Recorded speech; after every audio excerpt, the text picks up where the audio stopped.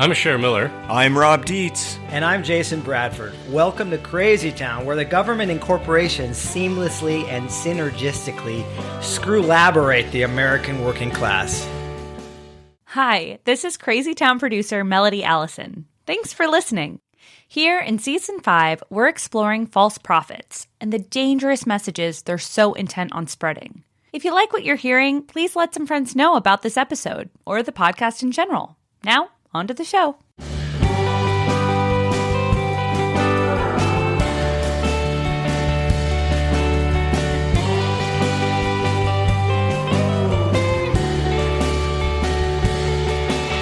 Hey guys, Rob, Jason, how are you guys doing? Pretty good. You?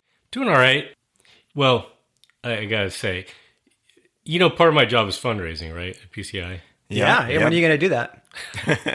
When I get to it, excuse me. Have I ever told you about the best, most amazing fundraising pitch I've ever seen or learned about? No. Nope. This is good. See, That's why we do a podcast, so we can get stories like this. yeah. Okay, so let me paint the scene, okay? It is January of 2001, a long time ago. And there's this little, tiny, nonprofit organization, small town called East Palo Alto. Do you know East Palo Alto, Oh, I've Jason? been there. Oh, sure. Yeah. Come on, that's like where Stanford is, right? No, No, other they're side in of West the Palo tracks. Alto. West side Okay. Palo Alto. This is East side. It's historically black community in East Palo Alto. It's historically disadvantaged, certainly compared to Palo Alto. Anyways, there's a little part of East Palo Alto, which is basically off the main freeway, Highway 101 right there. And in that little spot, when you get off the freeway and you actually turn towards going towards Palo Alto, there's a little strip. It was called Whiskey Gulch. It had been there for a long time. And it's basically the only thing that was served as kind of like a downtown for East Palo Alto.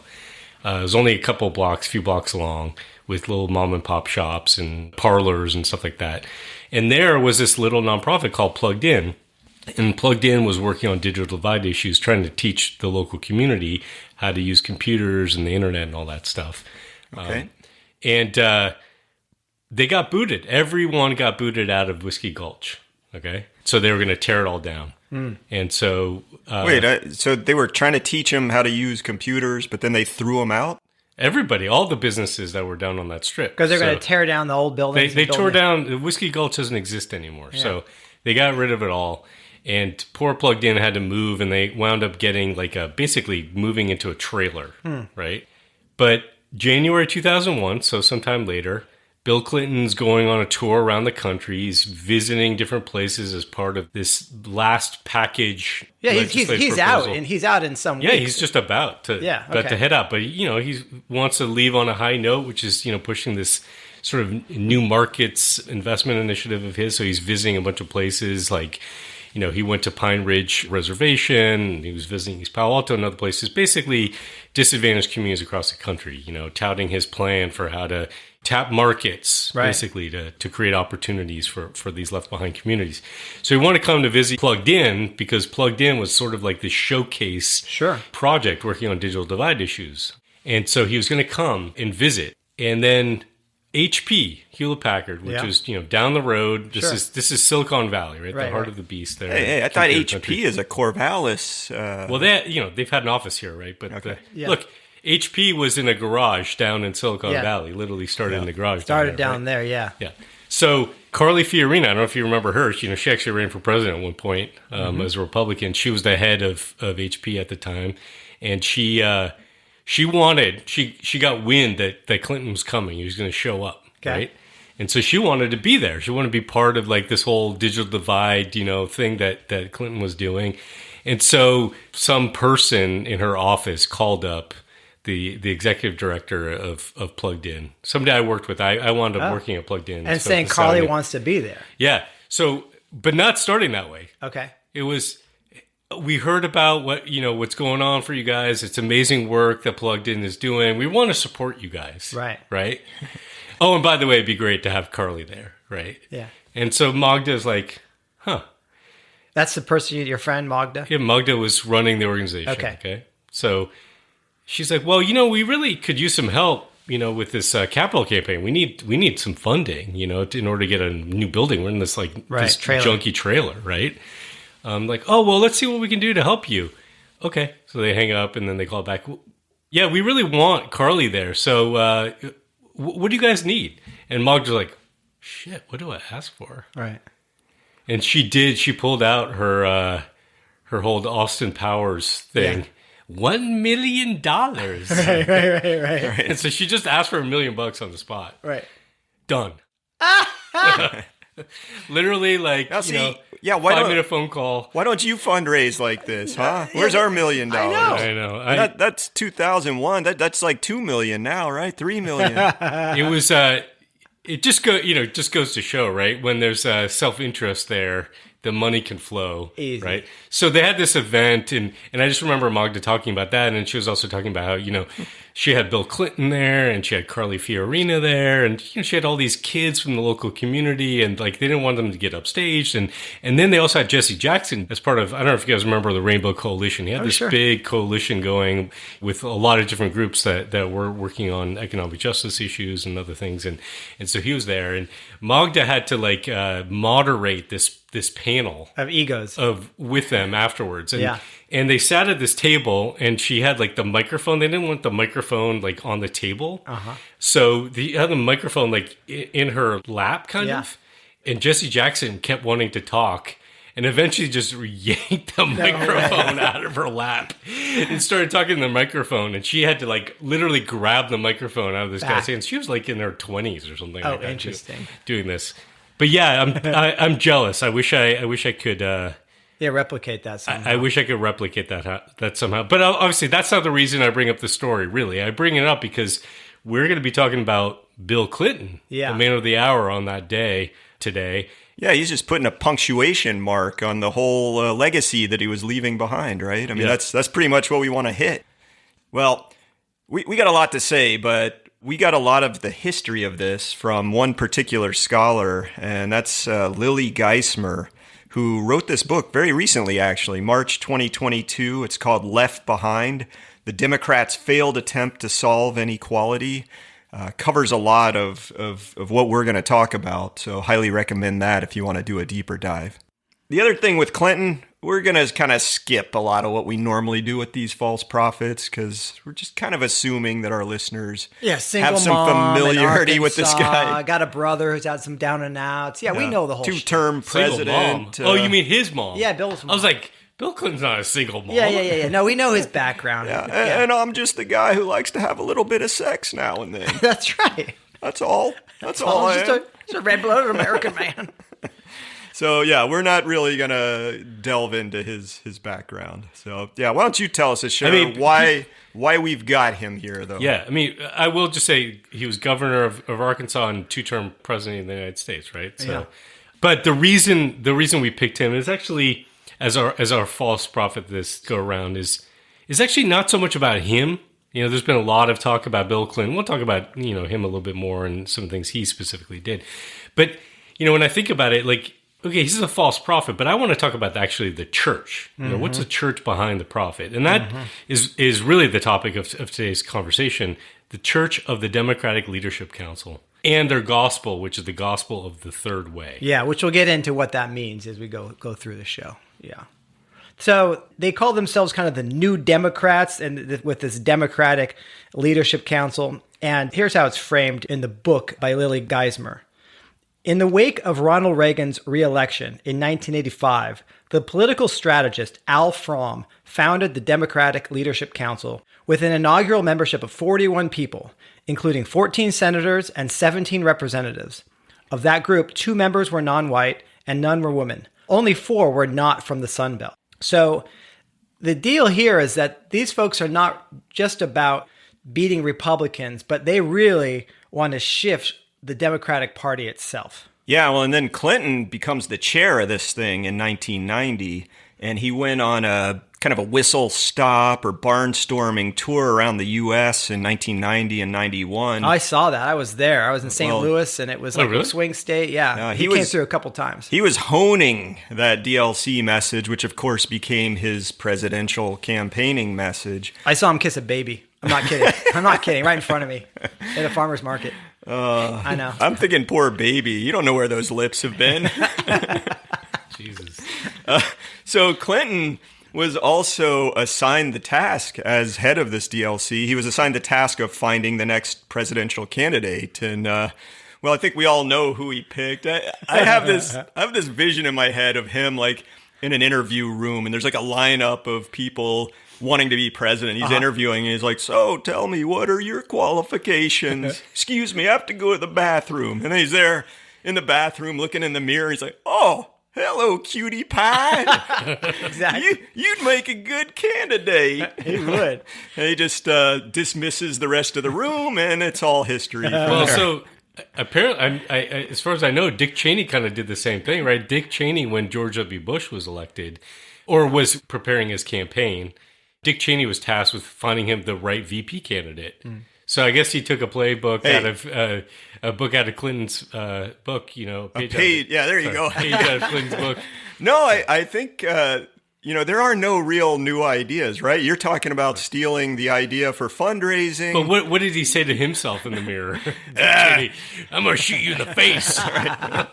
Well, Clinton was definitely this charismatic figure, right? He was a good talker and stuff. And I remember this election well because not only did you have Clinton and Bush Sr., but you had Ross Perot. Oh, yeah. Ross was amazing. And so the three I'm going to come in there and shake everything up. Oh, he was I'm a great. businessman. I know how to do this. He was an awesome character. And, of course, the vice presidential candidates were great. And Saturday Night Live had a whole bunch of bits comparing Quayle with Admiral Stockdale, I believe. Was, and Al Gore, Mr. Stiffy.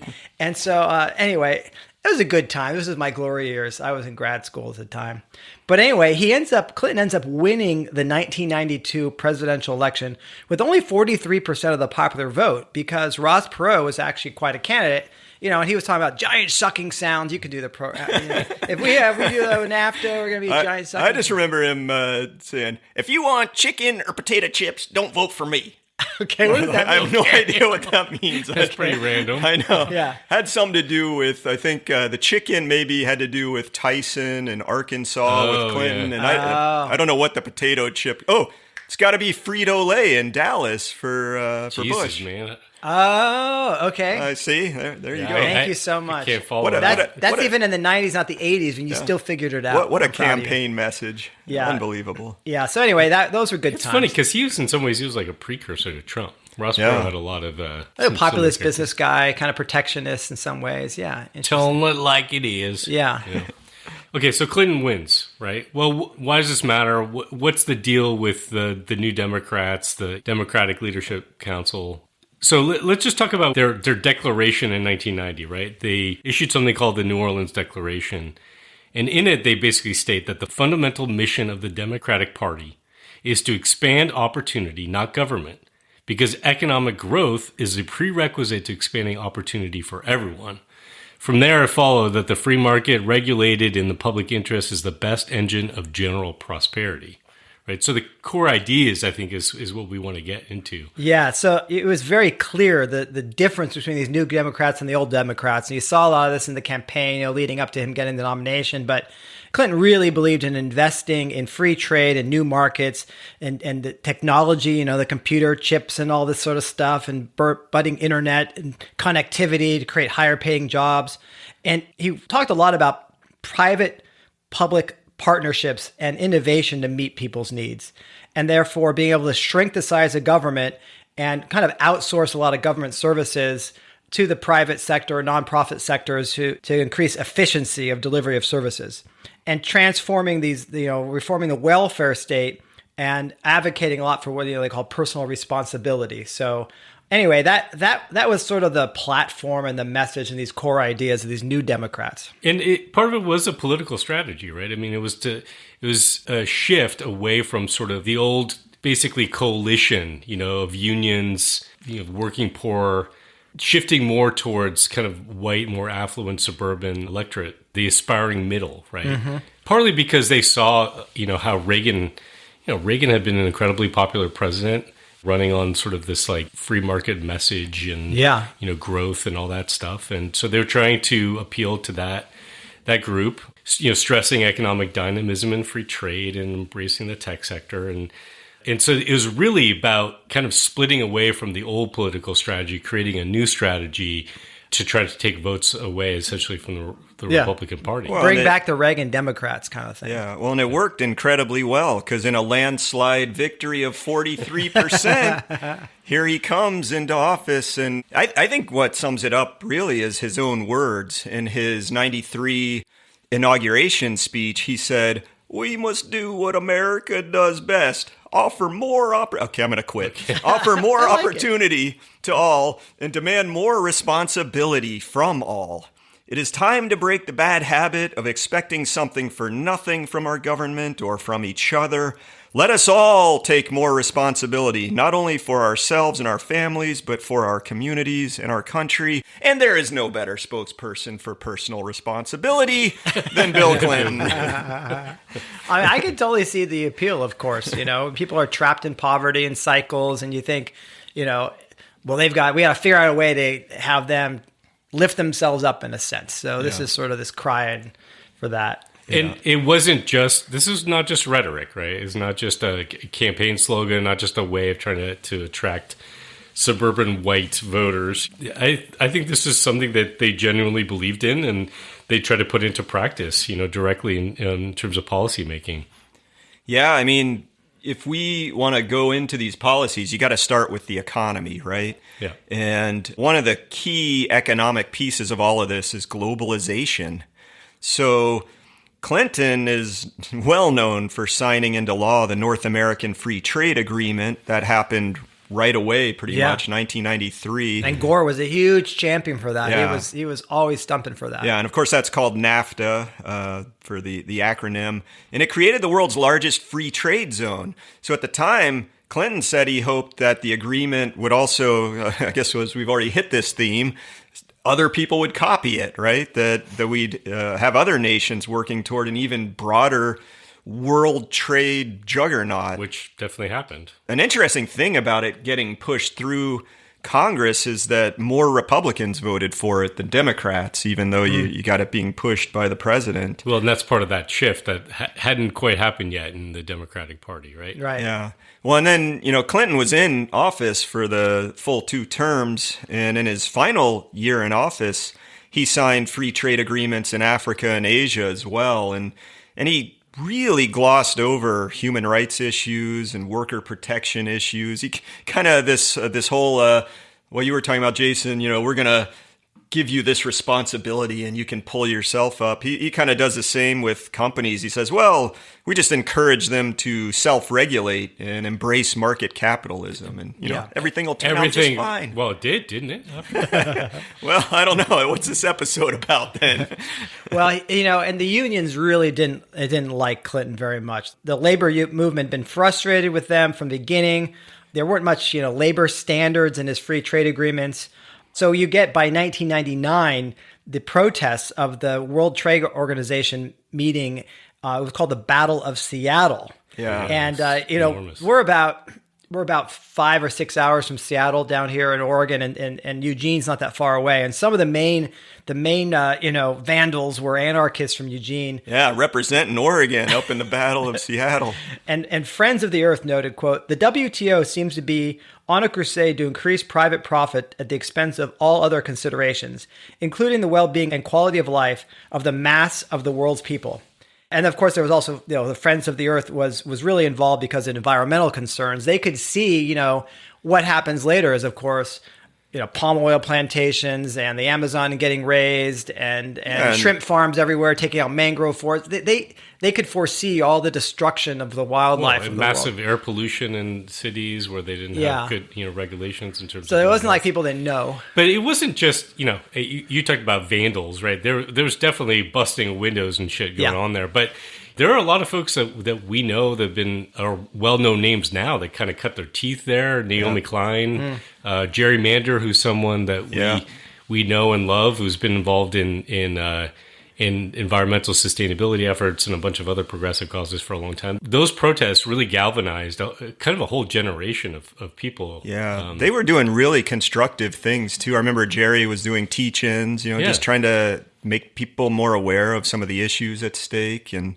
outsourcing of jobs because it's cheaper to do it in the place where they don't have environmental regulations, and just stuff like that that you really ought to know. Okay, so we got the Clinton administration embracing globalization of industry, which obviously preceded the Clinton administration, right? I think part of the rationale for them and their thinking, and this was even some progressive folks that are like Robert Reich, who was as part of the administration, sort of thought, this is kind of inevitable. These jobs are going to get offshored, these kind of manufacturing jobs. So we need to shift our economy and sort of embrace new opportunities. They talked about sunrise industries instead of sunset industries. And if we focus and invest a lot in technology and productivity, then we could create these jobs, that were high-paying jobs or sort of post-industrial. We would turn coal miners and JCPenney workers into computer coders, right? Back to what I was talking about with the digital divide stuff and plugged in. What if you didn't want to be a computer coder? Too bad, huh? Yeah, well, and this is no joke or coincidence. Remember, Al Gore was sort of infamous for saying that he invented the internet. It's directly tied to the investments that like DARPA and stuff. Yeah, that the administration was making and things, and because they But I think they prior generally to saw Clinton, it. but prior to the Clinton era, in other words, Sure. back in the 80s even, there was a lot of work going into this. But they up saw to- this as kind of the future of the American economy. Yeah, the technology gotten to a point now where now we can, commercialize stuff and really spread it. Well, and Clinton, it's well known that he really loved it and embraced it. I mean, he was like, hey, Al, this thing you invented, you know what kind of websites you can get on this? Look at all these beautiful women. Okay, sorry. I gotta stop doing that. It's too easy. It's easy, but kind of deserved. Yeah.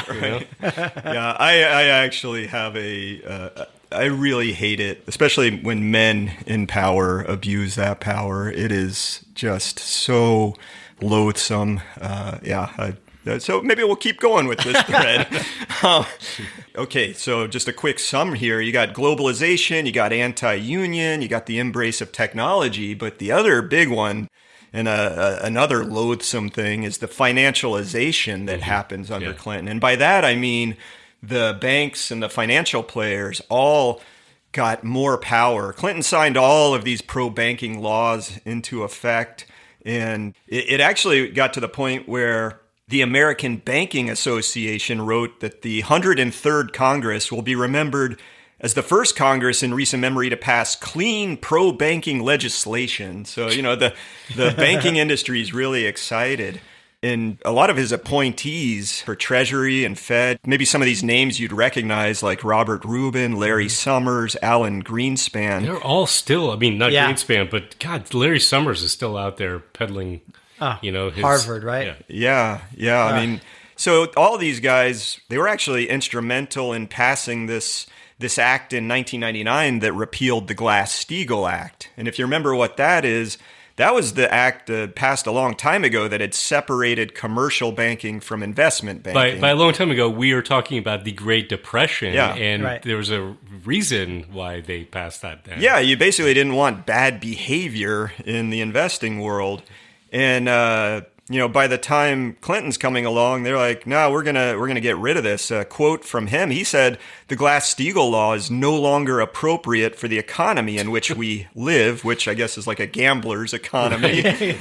He also said, today, what we're doing is modernizing the financial services industry, tearing down these antiquated laws and granting banks significant new authority. What could go wrong? Oh my God. Well, and he said it exactly. He's like, derivatives, baby. It's just like, let them run free. And the way I look at it, it's kind of like letting the foxes run the hen house, right? I mean, you basically said to the banks, you got all the money, you got all the power, now go and do whatever it is that you want with it.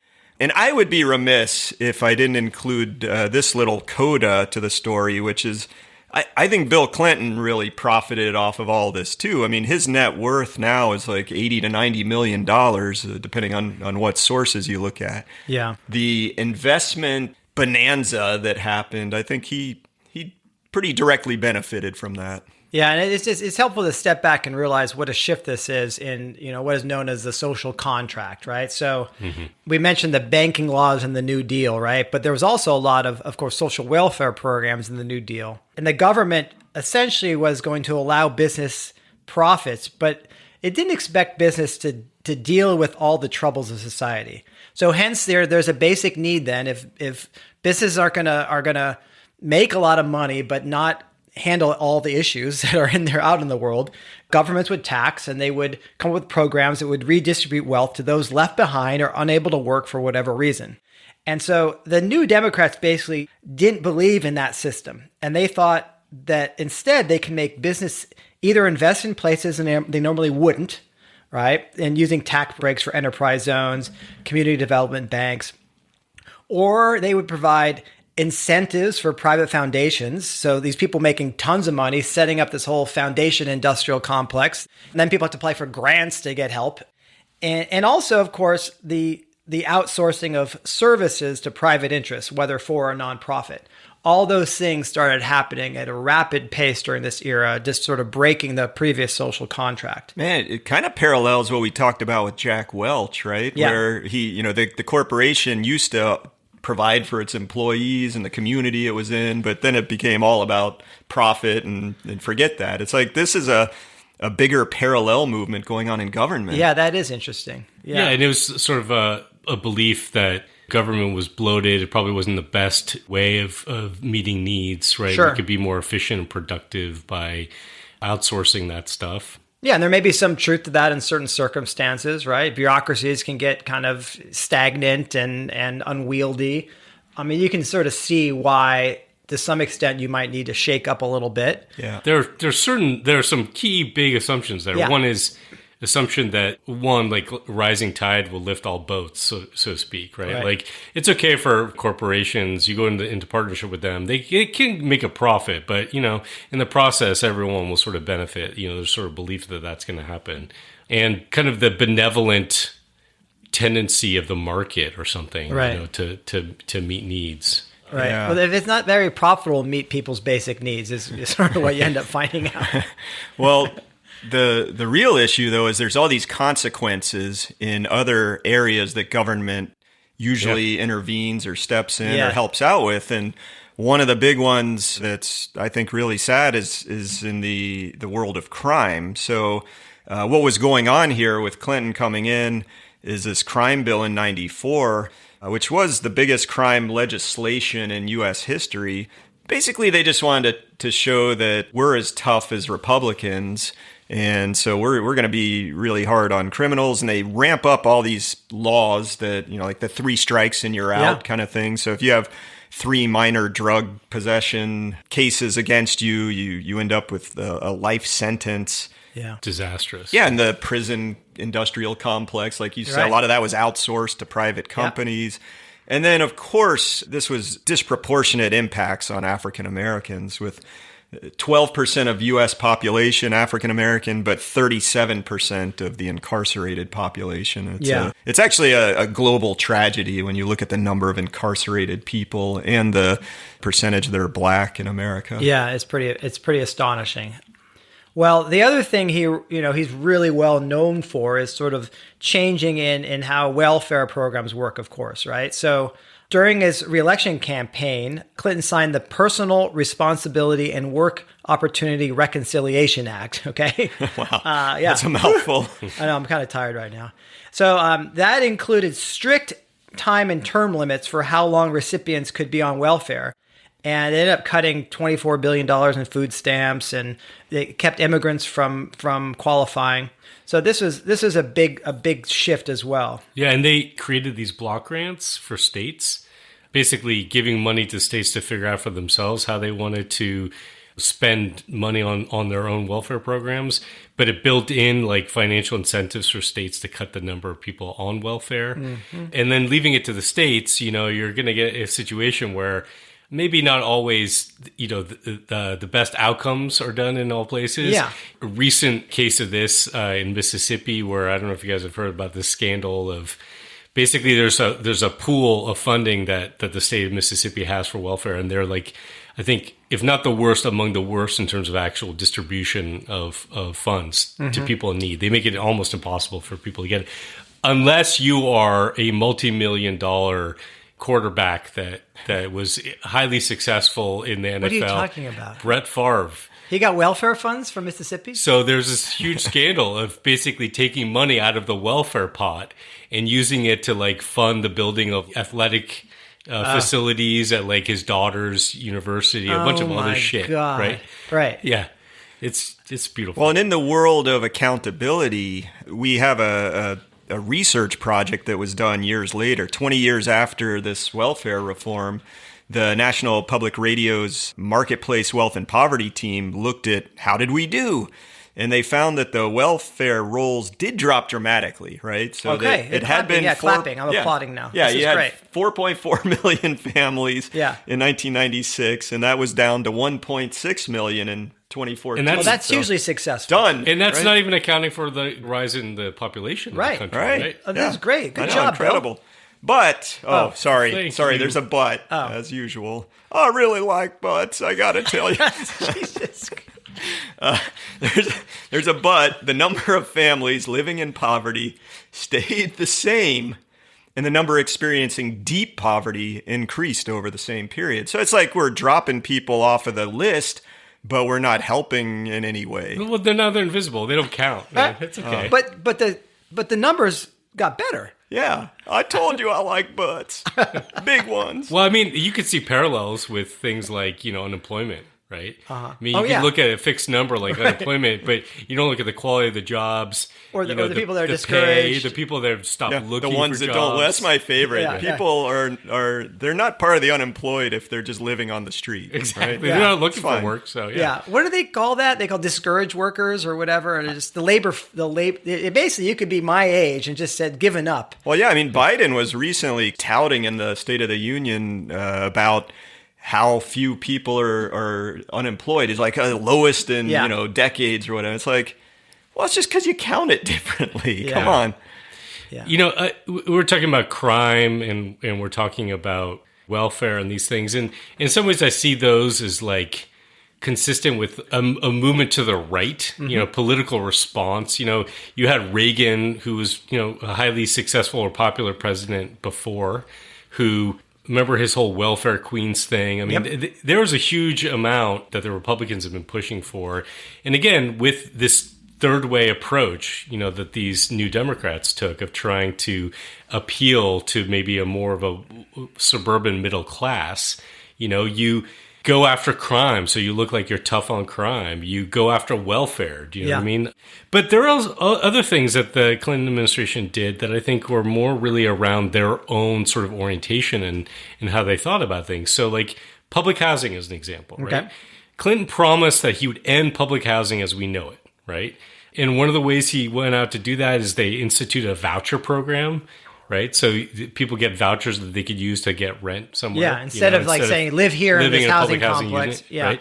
Which, there's direct kind of correlation between that and charter schools as well. Like this whole idea, let's privatize Give this. people choice. Just give them, them money to spend, and they'll do what's best for themselves, right? Never mind what constraints they might have. Never mind the fact that there's institutional racism in many cases that limits people's options and choices of where they could live.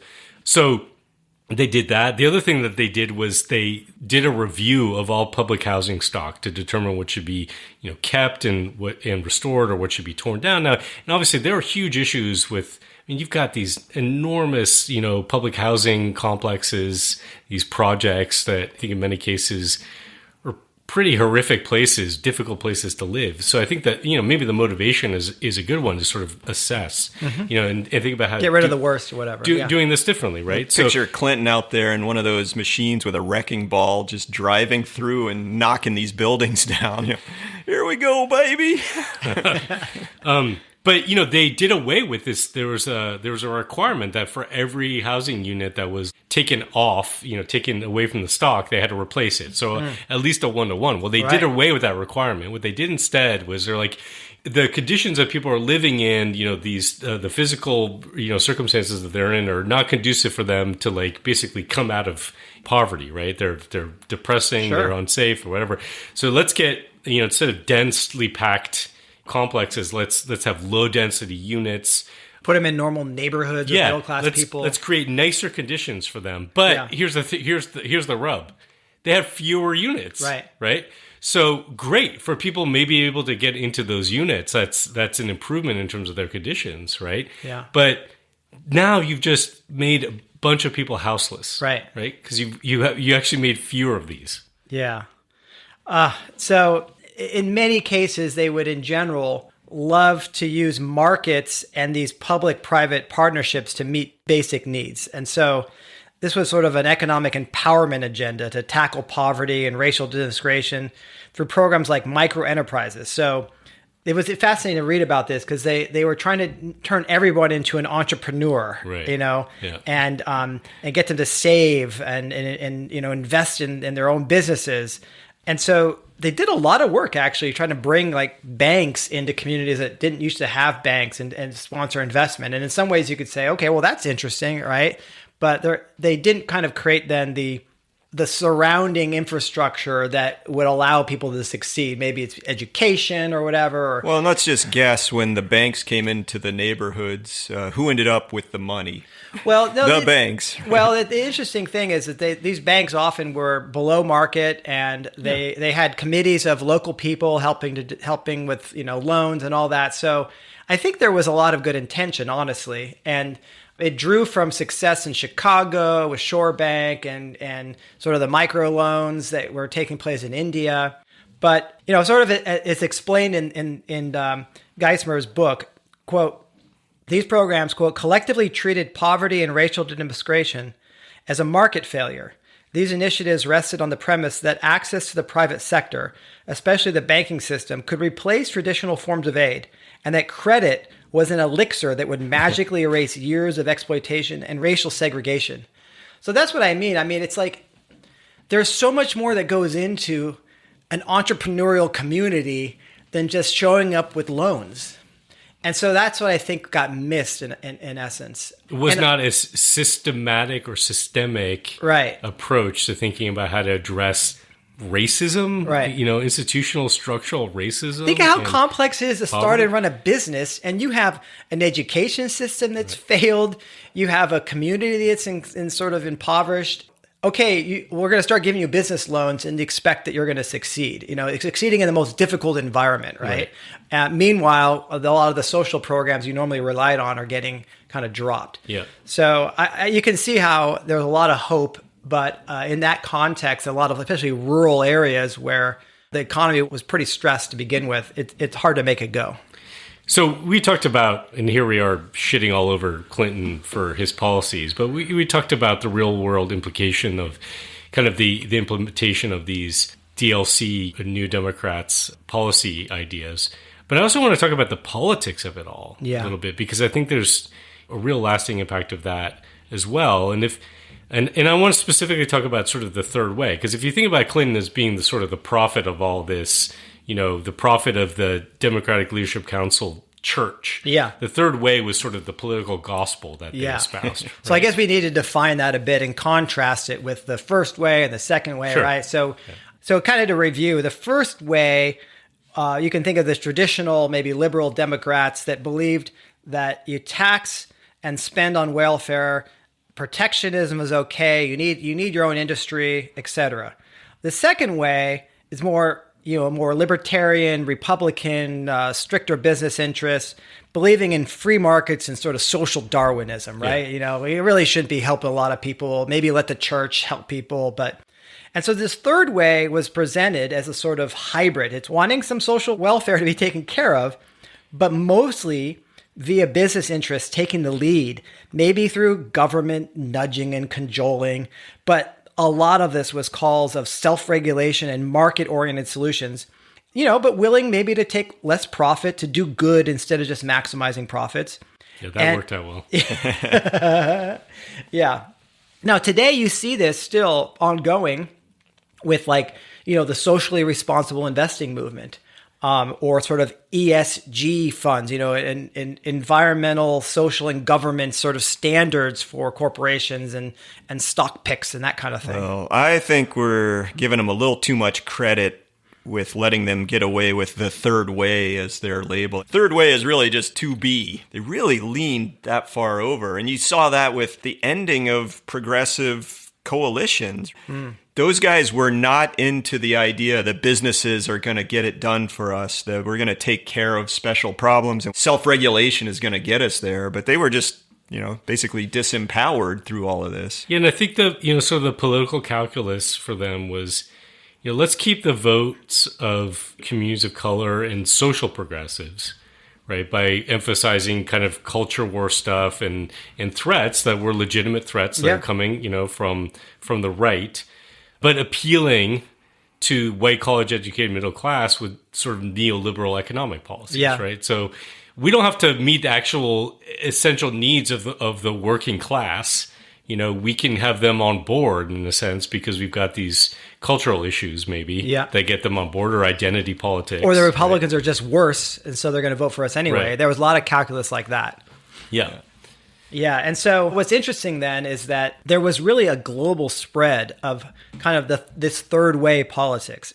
After Clinton's victory, Labour Party leaders from the UK came to the US to learn from these new Democrats, and they rebranded themselves, get this, New Labor. Yeah.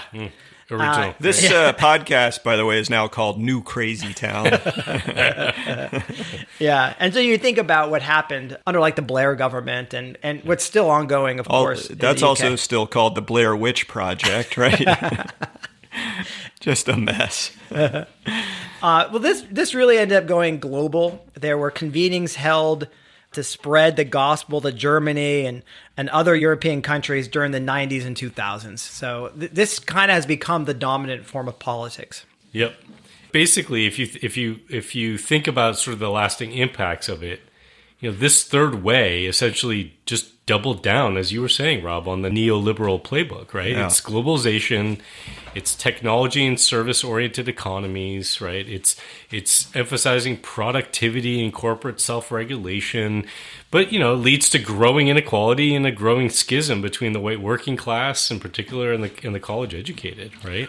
Yeah, and I'm glad you brought up the doubling down, because this is basically, we've got to go back to the taxonomic treatment of the false prophets. Yeah. And I believe that Clinton would fall out as a double downer species. Okay, explain what that is again.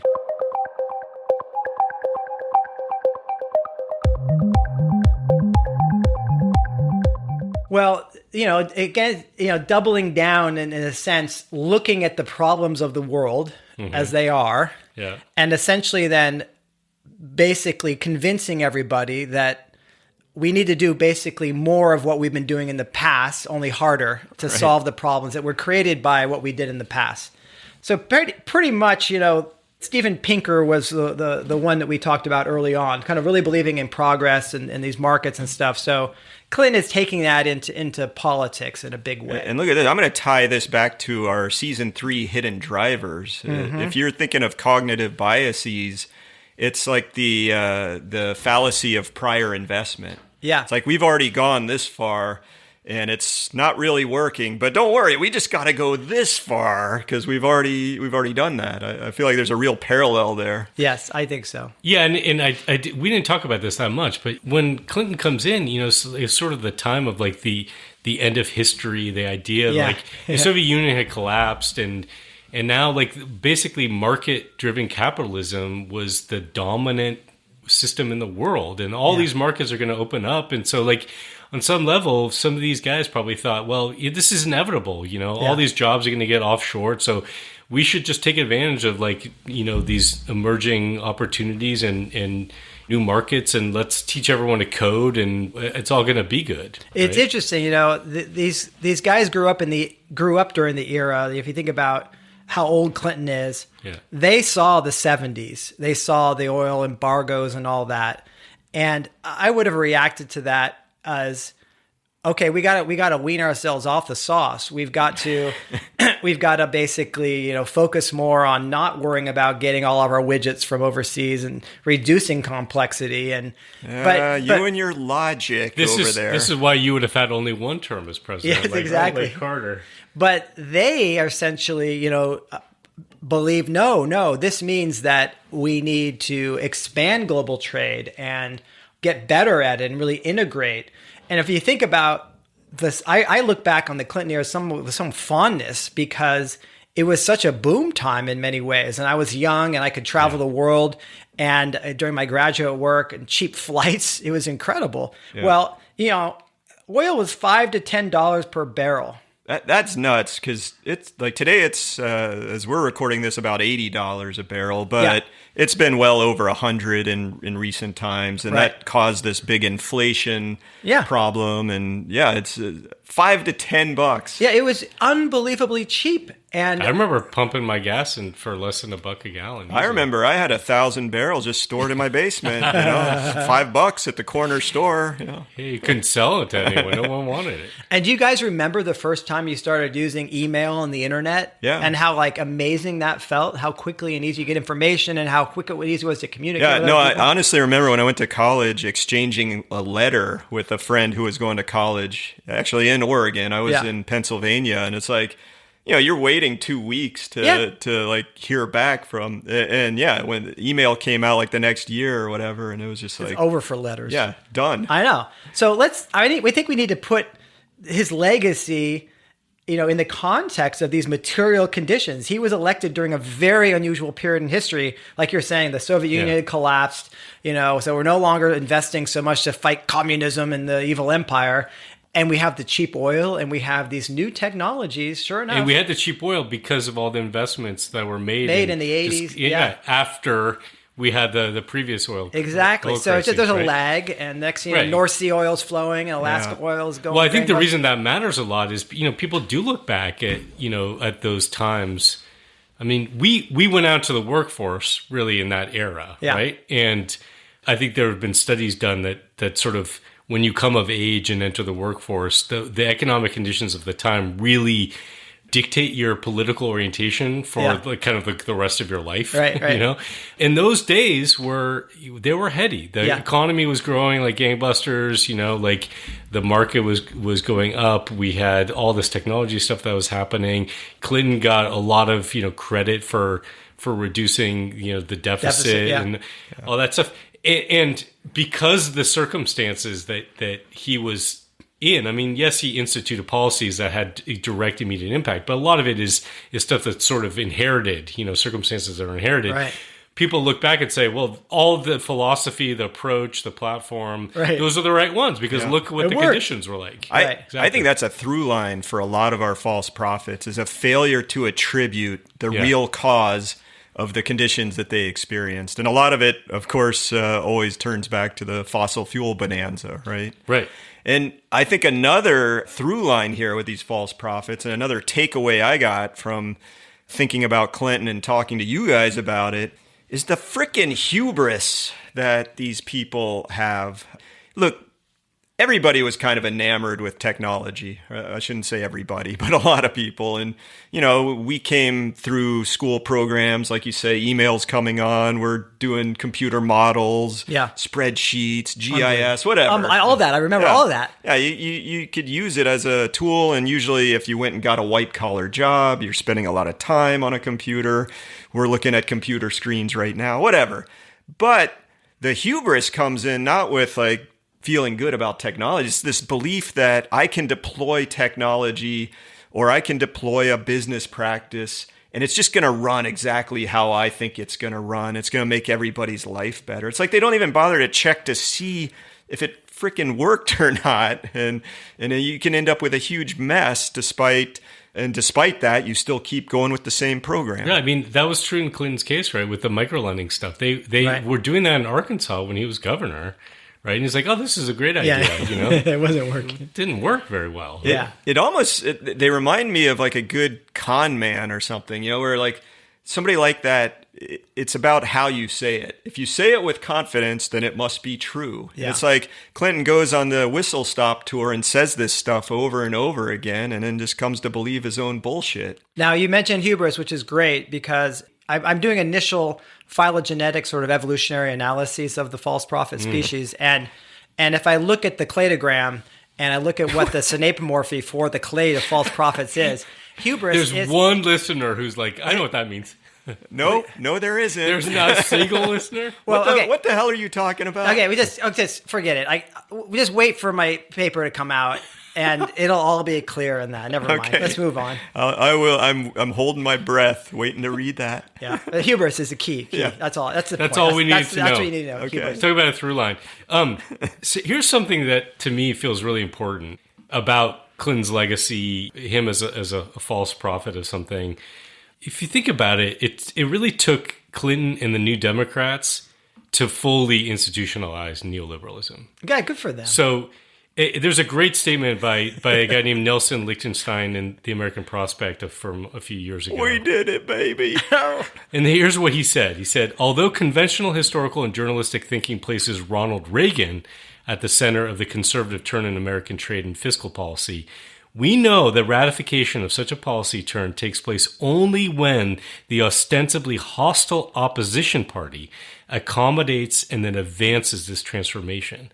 And that's what the administration of Bill Clinton did. Normalize key aspects of the Reagan economic world. Well said, Nelson Lichtenstein. No, it's true. That's true. I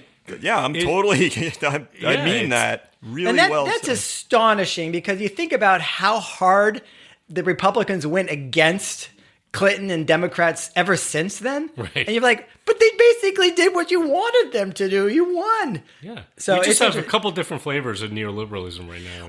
And not only did the Republicans win essentially their policies, but Jesse Jackson, like remember the opening scene you bring out? Yeah.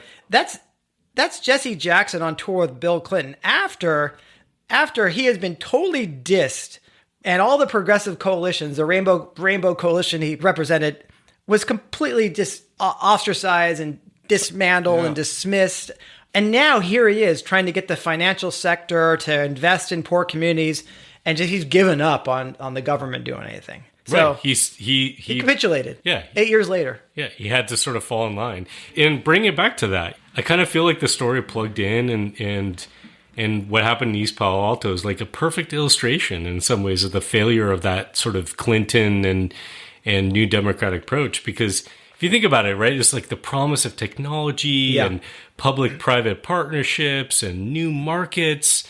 You know, it's like the perfect emblem. Here, we're going to solve the digital divide and we're going to create these work opportunities. Yeah. You know, Plugged In did have this There's really African-American community. Yeah, we had a cool program. We had young kids who were building websites for paying clients and teaching them how to code, do all this stuff. It was really cool. It was, right? Okay. But it's like, held up as like, this is going to be the vision of the future. It's going to solve all of these problems. You know, but you look at East Palo Alto now, right? Like 2 decades before Clinton comes, this is a community that's 60% black. That's how I remember historically it. Yeah. black. You know, it was actually an amazing community full of gardens. Like the whole town had these incredible gardens because people had these larger lots there. Mm-hmm. Now, 20 years after his visit, it's only 10% black. Wow. It's become gentrified, people kicked out. It costs like $1 million. I'm not even making this up. I think the median home price, until recently was like $955,000 to get a house in East Palo Alto. Yeah. You know what I mean? That's amazing. Like, that really served that population of people. And think about this. The very reason, Magda got that $1 million from HP was because Plugged In itself got basically torn out. This historical part of town, Whiskey Gulch, was like knocked down. And guess what they put in? A 4 Seasons hotel. That's what went in its place. Well, let's see. You can use it all year long then. 4 seasons. Right. 4 seasons. And I'm sure all the people that live in East Palo Alto or did, they could stay there anytime they wanted. Yeah. No problem. The last thing I would say, and part of the reason I really want to talk about Bill Clinton and the New Democrats, is I think that there is a real through line of that approach, that those politics, the NAFTA stuff, the globalization, direct through line to how we get a character like Donald Trump. But this is how we get a Donald Trump, right? Because, think about what Donald Trump ran on. He was anti-free trade. He was talking about, He was talking about NAFTA and railing against NAFTA. You know, he was against the free trade agreement with China. He's been quite protectionist, and he was tapping into a deep anger of many Americans who felt like they had been left behind. Yeah. You know, left behind by deindustrialization. They've been promised good paying tech jobs, coding or whatever the fuck it is, you know. And what do they get? And now the AI is going to code for everybody, apparently. So, exactly. Okay.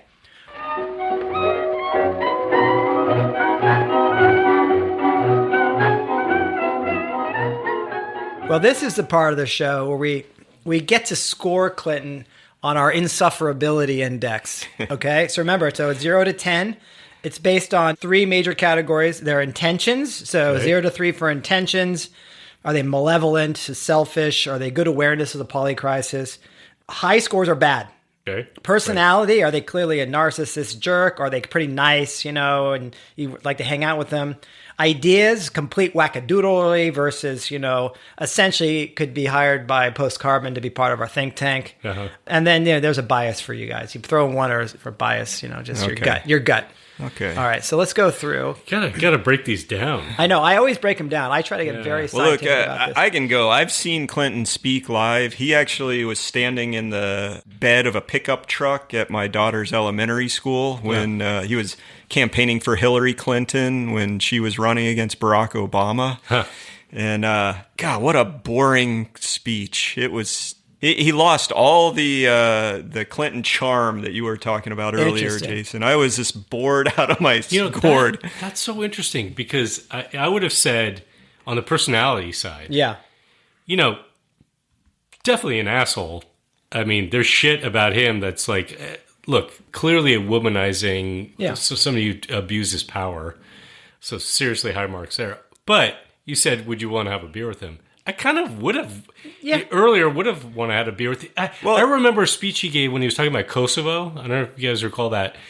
You said he was boring. I found him riveting. Yeah. You know, like what's the thing? He definitely has that charm, charisma piece. Yeah. I mean, that's a large way that he got where he was going. But I can't dismiss that, the part you're talking about, the abuse of power. Yeah. He is going to get a pretty high score from me. I think his ideas actually aren't that off the charts, especially for the time that he came along. I mean, we're here railing against those ideas much more than him as a person.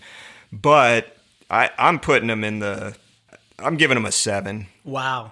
That's high for I don't want much to do with him. I gave him a 5. I think he's a mid-level insufferable. And I'm going to put him straight at 6. 2 on intentions, right down the middle, 2 on personality, 2 on ideas. Yeah. Okay. Yeah. Okay. But maybe I should lower him a point for all the fun I can have making fun of him. Yeah, come on. Give him some credit, man. I'm a number 1. Come on.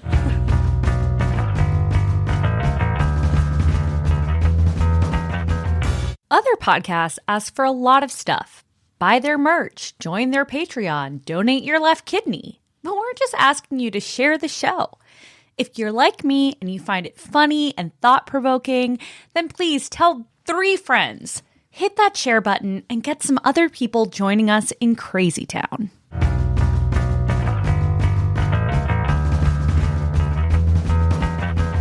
Every decision I've ever made in my entire life has been wrong.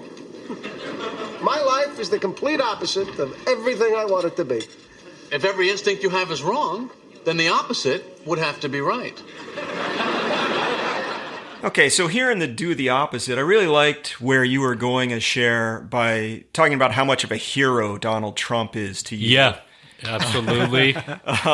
No, it's true. You're actually starting to see this swing back. So that's really an opposite that's happening a little bit organically right now. And it's not just what Trump and the Republicans were doing with trying to oppose free trade agreements, but you also see it in the Biden administration kind of going back to it's the first way. I get mixed up. Yeah. Going back to first way, like the old Democrats. Yeah, unionization is kind of having a moment, right? You've got attempts to unionize Amazon warehouses and Starbucks outfits, and And in Biden's rhetoric, he's Yeah, kind of State supporting of the it. Union was all about unionization. State of the Union. Haha, yeah. Oh, that was funny. Yeah. Yeah, I'm going to be a little more cynical about that.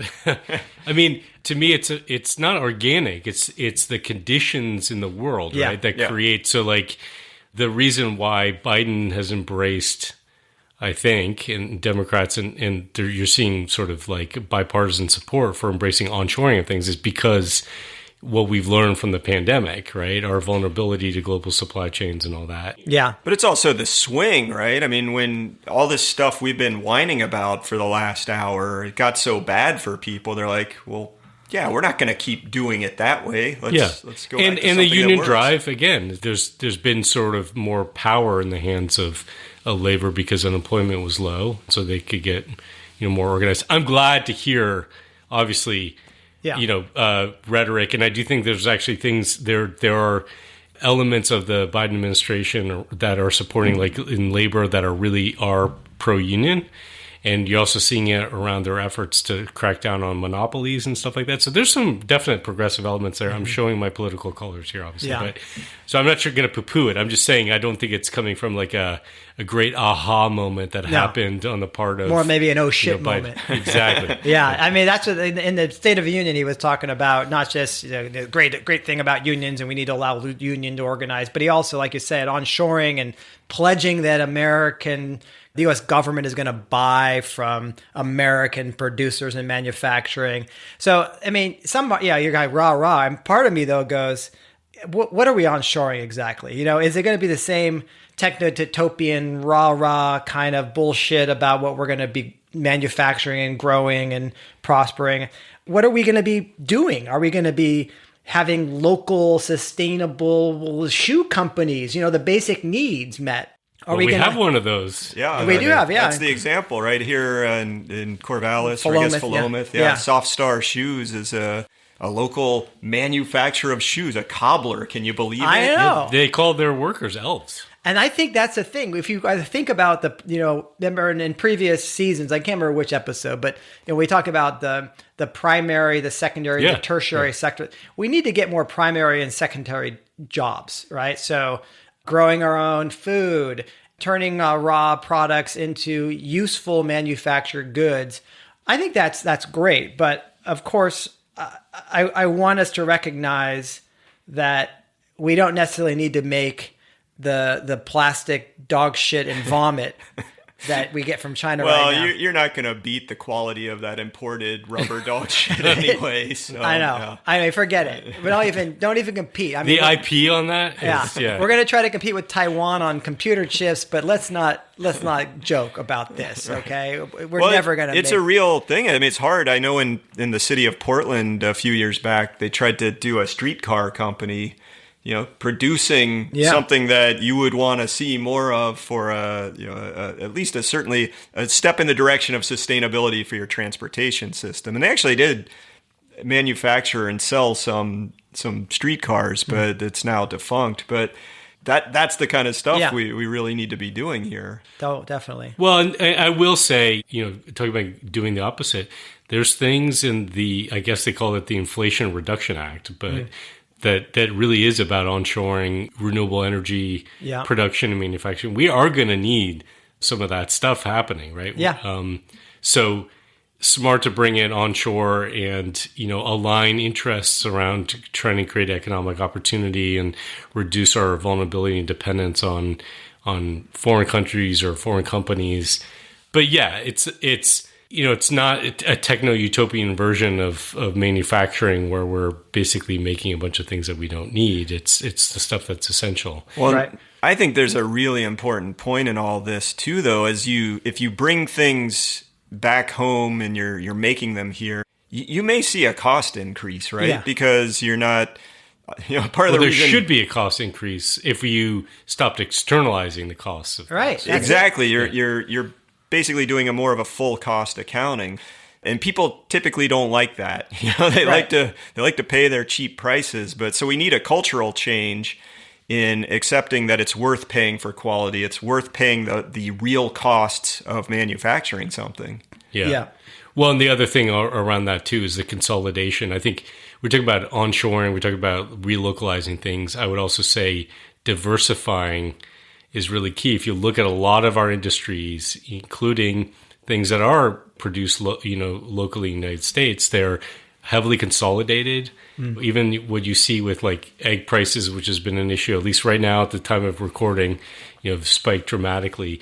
There's a direct correlation. You could look at the profits of these very small number of very large egg producing companies and the cost, the increased cost. So if we diversified those things, we relocalized it, we had a lot of people doing these things, we're more resilient, but also probably less opportunity for market manipulation. And right, break up these big monopolies. I think there's some rhetoric around that as well. Yeah. So that's interesting. Well, you just launched your plan, a chicken in every backyard. Exactly. Well, I mean, Vermin Supreme offered a pony to everybody. Right, why not a few chickens? Yeah, a few chickens. Sure. I mean, they're smaller. Right? That'd be a lot more practical than a pony. And I'd much rather have an egg from a chicken than a pony. Than a pony's egg. Yeah. I want to mention just one other thing in terms of thinking about doing the opposite, which is it's almost about redoing what we used to do. And that is renewing the social contract. And I was just thinking about, Rob, you had read something that Bill Clinton had said in his first inaugural speech. That I like big butts. That wasn't that one. That was the second inaugural speech. No, in the first one, he said, quote, "It is time to break the bad habit of expecting something for nothing from our government or from each other," right?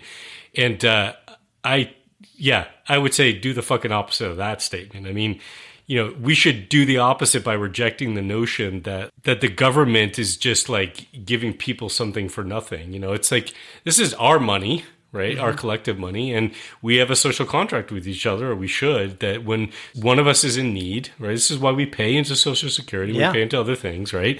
That we'll be there collectively to support them, right? So instead of thinking like, oh, we're going to turn to charitable entities, right? We're going to have these nonprofit organizations or funded by foundations or corporations that are meeting essential needs, and we're going to stop outsourcing all of that too, in terms of like the responsibility for that. It may be that it's not like I'm saying the government should provide everything directly itself, but to think that it's not the role of the government, our dollars, to come to the aid of people when they need it. And the other thing is that like this idea of not relying on, expecting something for nothing from each other. No, like reciprocity and mutual aid, providing support and aid to one another. It's not about a bargain, where it's a transaction. I'll do this for you if you do that for me. It's about being there for one another. And when I'm in need, then you'll be there for me.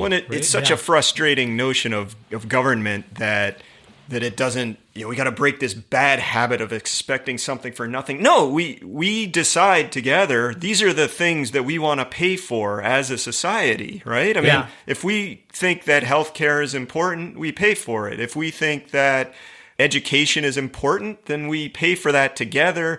We leave no one out. Everybody gets at least some level of basic service. What's so wrong with that? I don't get it. I think it is this ideological swing back that may be happening. You see that with healthcare. I mean, the Clintons, we didn't mention this in the main rant, but of course the Clintons did start a conversation in the United States about universal healthcare, and it didn't go very far, but Obama picked it up, and it went further, and it's obviously woefully inadequate. Yeah, it wasn't quite universal. But again, that's the kind of thing where we're realizing collectively, like, we should not have to be dealing with these companies making exorbitant profits off of people's dire needs. And Biden even mentioned, diabetes and Medicare negotiating drug prices. So again, there's more movement in that direction. Again, that's interesting, and it does go back to the Clintons having some notion of this. But so that's an interesting, contradictor of their legacy, maybe. And listen, people, if you really, really want to do the opposite, then go ahead and inhale. Inhale as much as you can, as long as you can. Really hold it in there. Breathe. It's what I'm doing with the retirement years.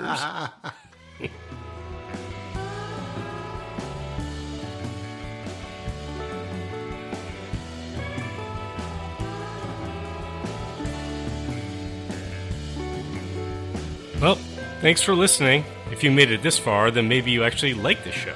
Yeah, and maybe you even consider yourself a real inhabitant of Crazy Town. Someone like us, who we affectionately call a Crazy Townee. If that's the case, then there's one very simple thing you can do to help us out.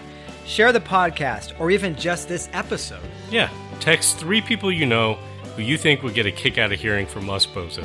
Or if you want to go way old school, then tell them about the podcast face to face. Please, for the love of God, if enough people listen to this podcast, maybe one day we can all escape from Crazy Town. We're just asking for 3 people, a little bit of sharing. We can do this.